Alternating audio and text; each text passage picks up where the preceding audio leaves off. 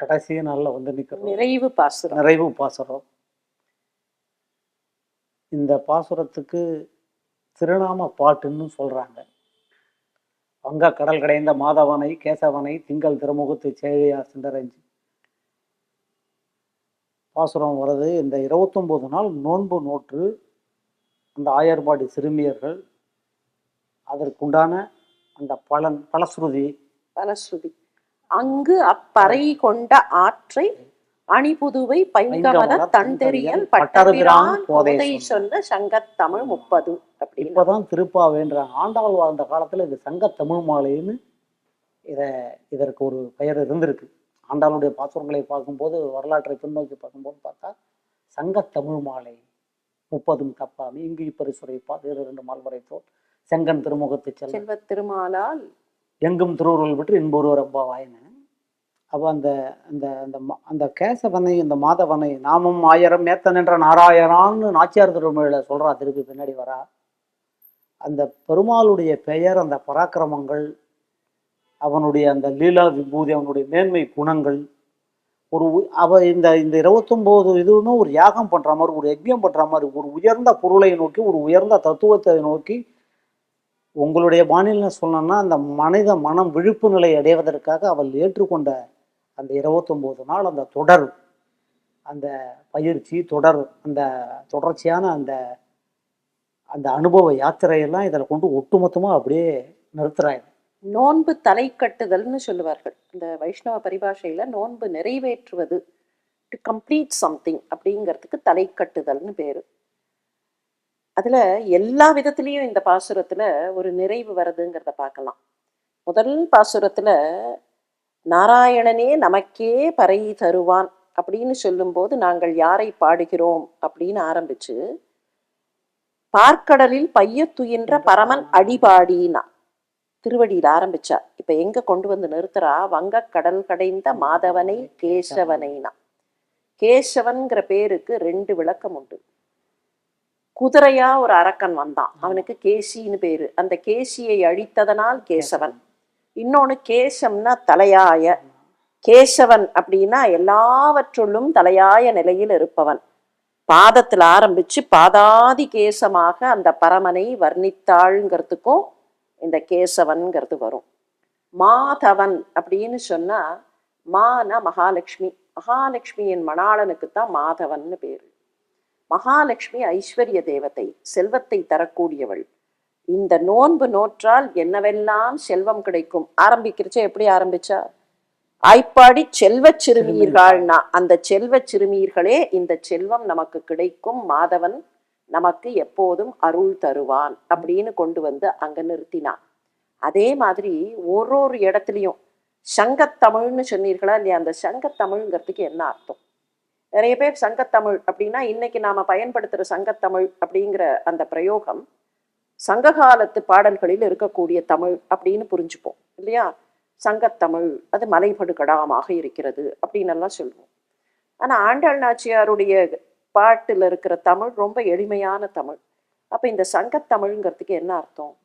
அங்கன்மா ஞாலத்து அரசர் அபிமான பங்கமாய் வந்து உன் பள்ளி கட்டில் கீழே சங்கம் இருப்பார் போலே. சங்கம்னா கூட்டம். பகவானை தொழுவது கூட தனியாக போகக்கூடாதுன்னு கணக்கு. கடவுள்கிட்ட போகும்போது கூட தனியா போய் எனக்கு மாத்திரம் அப்படின்னு கேட்கறது சுயநலம்.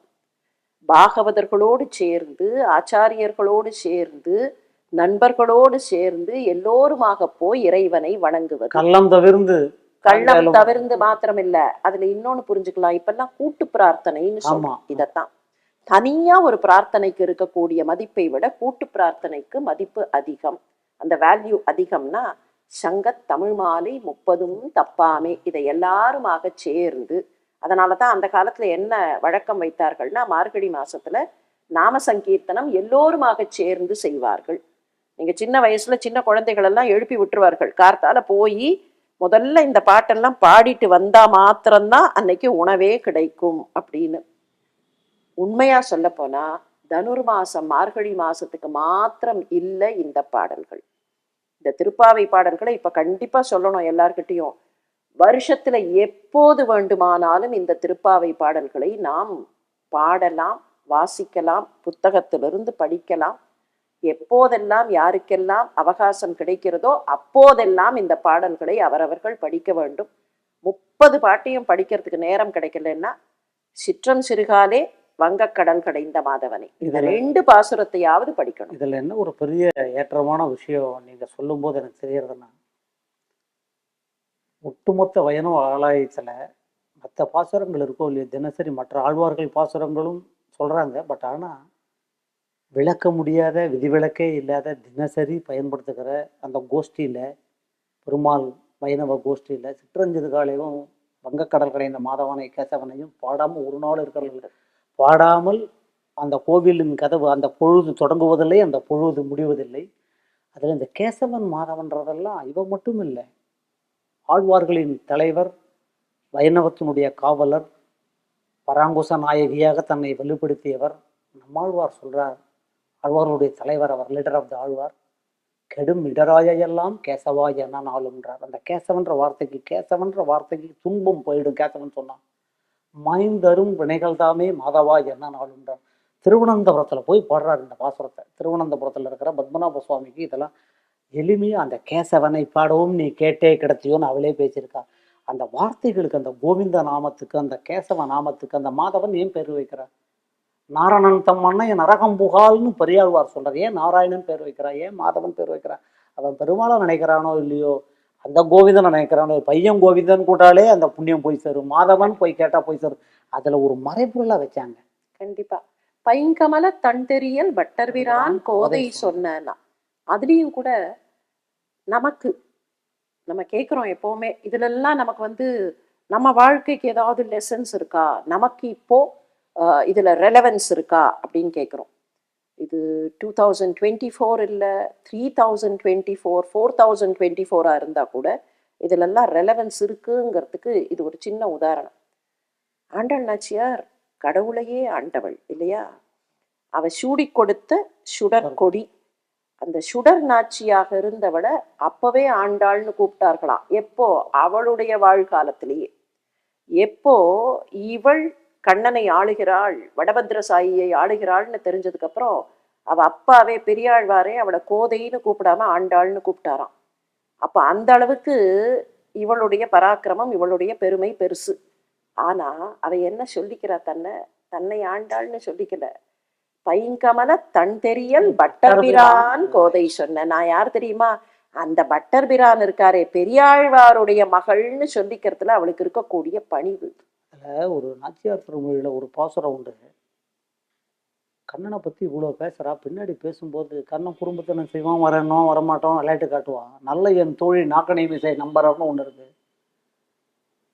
விட்டு சித்தர் நம்மள்ட்ட இவன் விளையாட்டு காட்டுவான், வரமாட்டான்.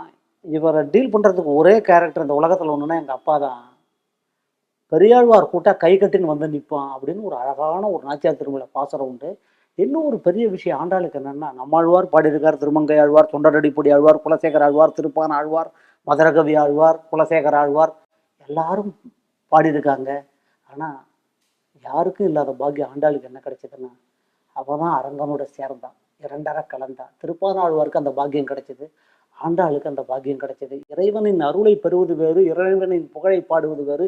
இறைவனின் அருளை வேண்டி இறைவனின் புகழை பாடி இறைவனோடையே கலந்த பெருமை இவளுக்கு உண்டு.